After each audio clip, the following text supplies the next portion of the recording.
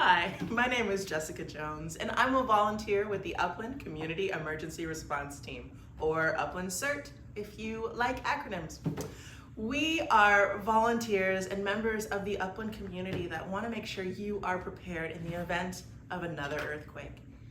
I don't know if you remember where you were 3 years ago on July 2019, but that was when we experienced the Trona earthquake. I'm hoping you'll think back to where you were at that time, and if you felt like you would be prepared if that epicenter was any closer to our community. So just in case, I want to take you through an example of an emergency kit, and hopefully you can compare it with yours so we can get ready together. Let's go. So this is a kit that works for my family, but I really want you to make whatever adjustments you need for your own household. First thing, you have to start with a place to put everything. One great idea is any sort of plastic container, like a trash can. It's unassuming, it's easy to move, it'll fit in your household. That would be the best place to go. Now, what are we filling it with? First thing, we want to make sure nearby it we have some water. At least a gallon a day per person, at least. We have different ways you could store it, whether it's in aluminum or other different plastic bottles that are out there. Whatever fits your household, that's the one you want to choose. Also, we want to assume that there might be a limit to how much electricity you have access to, if any. So have some manual tools. We have a folding shovel with a cool little case, but also screwdrivers, wrenches, pliers, or even a multi-tool, which is cool even outside of an earthquake. These are all great things that'll help you out if you don't have access to electricity, but still need to do things around your home. Next, we have blankets. Now, besides the fact that they'll keep you warm, we also need to have things that serve multiple purposes. These can be used for shelter, for cushioning, and comfort items. Some people underestimate the importance of having something in your kit that'll bring you comfort in the event of an emergency. It's a big deal. Next, we have all important documents and money.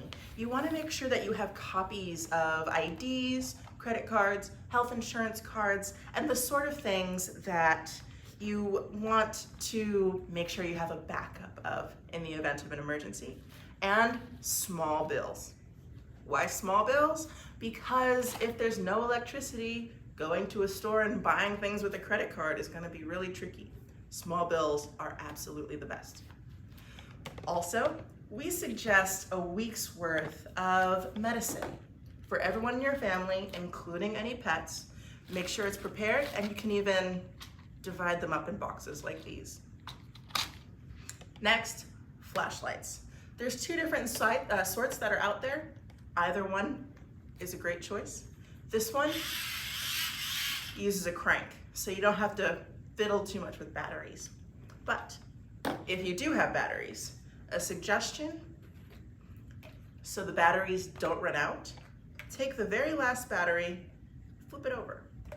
That way, all of your batteries are contained where you need them, but it's not going to drain your battery over time. But just in case, pack some more batteries.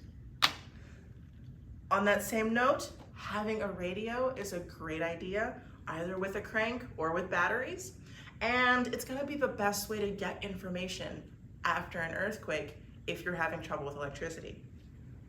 Next, if you're like me, glasses. Super important that you have some extra pairs lying around in different places, including in your kit. And some sources of light. We have matches and candles. Old school, it'll work if you need light or heat. Next, if you have to go into your pre-COVID toilet paper collection, now's the time to take some of those out and put them in your case. Even if it's smushed, they'll still work.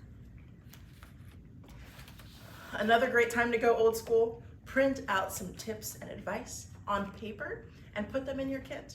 It's gonna be harder to Google things, but you'll be able to at least have access to some important information, and it'll be in a centralized location all ready for you to use. My favorite item in the kit, of course, is food. So you want to make sure you have food that everybody in your family and your household can eat, including your pets. And not just the food, the tools to eat the food. So if you have canned food, you'll need a can opener or two. Make sure you have cups, utensils. That sort of thing is going to make sure that you are nourished and taken care of during the event. And lastly, an important item is a first aid kit. Fully stocked with alcohol wipes, bandages, and the sort of things that you would need if you have the bumps and scrapes that can happen when you're dealing in the aftermath of an earthquake. So let's just say you already have your kit. It's even better than this one. Super proud of you.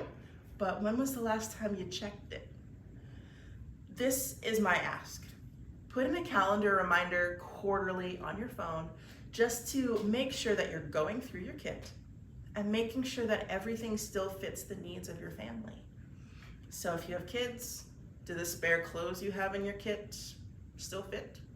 Do you have updated policy information, especially insurance policies for earthquakes? That sort of stuff you want to make sure you're checking regularly. If you have any suggestions on how to make this kit better, or you want to help volunteer in your community, definitely join us. We can be found on Facebook under Upland CERT or at uplandcert.net. Stay safe.